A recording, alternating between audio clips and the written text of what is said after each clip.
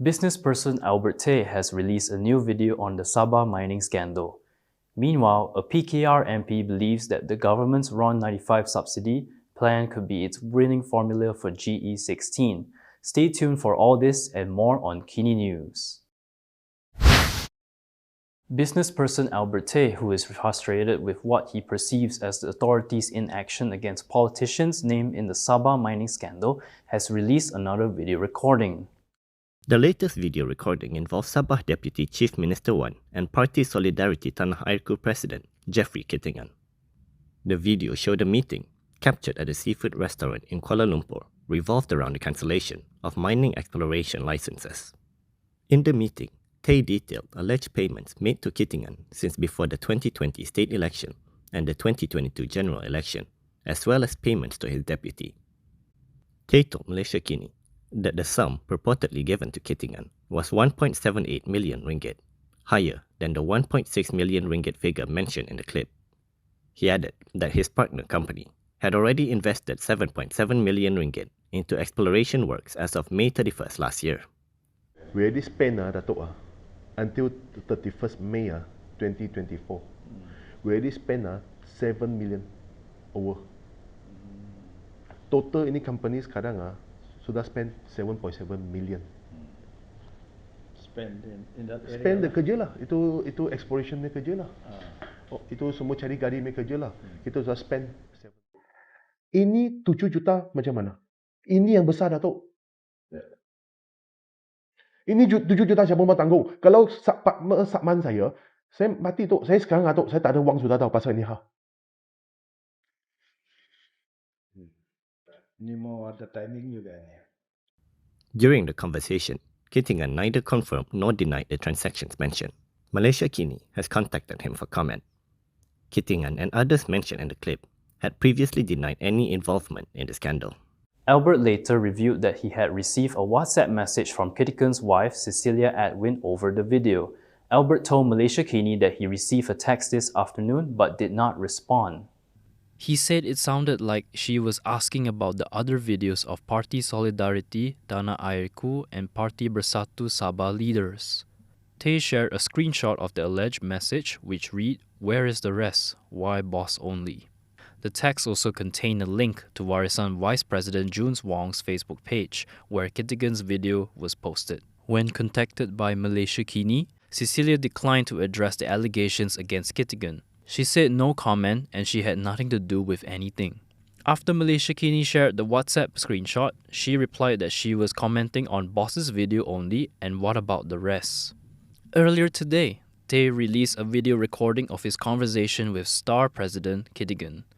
Kitingan had previously dismissed claims related to the scandal as completely unfounded and part of a political move to destabilize, demonize, and demolish the Sabah government. Could the government's RON95 subsidy scheme be a winning formula for GE16?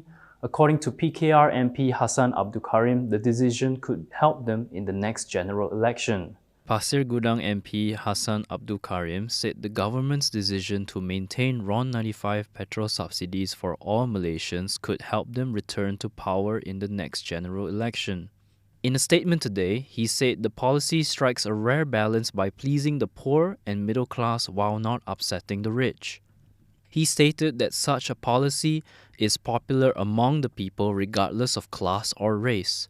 He noted that there is nothing wrong with the government implementing a popular policy as, after all, the state and general elections are not far off. He added that such policies ensure that the cost of living does not become oppressive, inflation remains manageable, and wages have the potential to rise in tandem with productivity.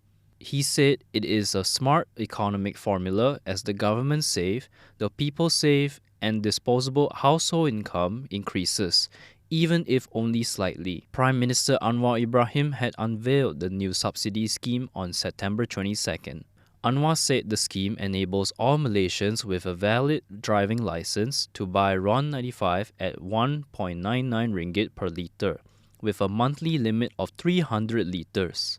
Anwar added that e-hailing drivers will be exempted from the cap. From now on, you can also listen to KiniNews on Spotify and Apple Podcasts. Scan the QR code on the screen to follow us.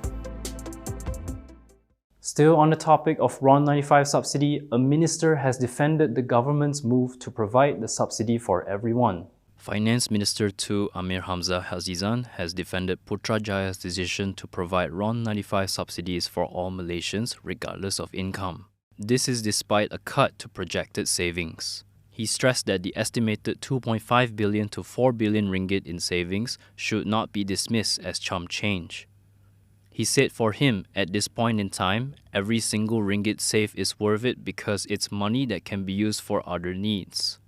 Amir told the media yesterday that the potential savings under the upcoming subsidy plan, while lower than earlier projected values, are better than the government not gaining at all.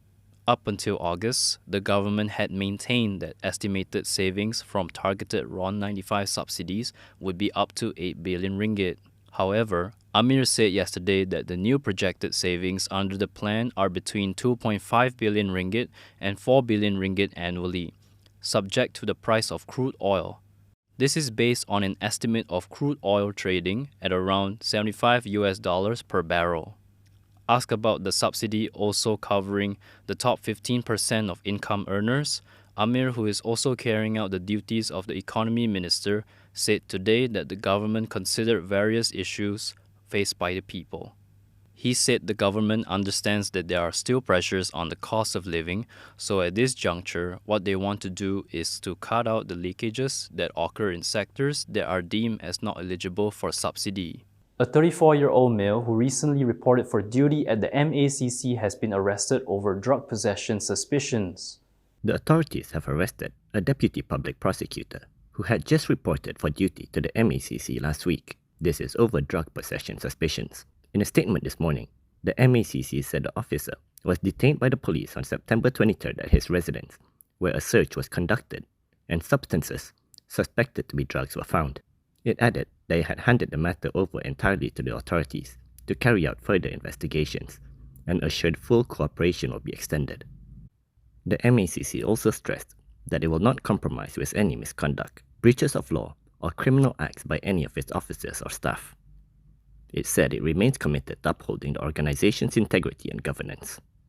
Meanwhile, sources disclosed to Malaysiakini that the suspect is a 34-year-old male who recently reported for duty at MACC.